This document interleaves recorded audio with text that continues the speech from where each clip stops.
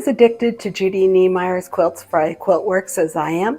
If so, please come join me in our Judy's Junkies. In this class, we will work on any of your unfinished projects that you have. If you've taken the class from myself or another instructor and you've got it sitting down in your sewing room, please pull it out and come join us. And it's great to be in the club where you get motivated and inspired by other people that are also working on their projects and see what everyone's doing. This is a club, not a class, so I'm there for assistance, but there is no formal education. And the other thing I wanted to mention is it doesn't have to be just Judy's quilts. I've done paper piecing by other designers, and if you would like to bring in your other projects and work on them, bring them in and we'll all get inspired by what you're working on. So I look forward to seeing you. The club is on the first or the second Sunday of the month, depending upon long weekends.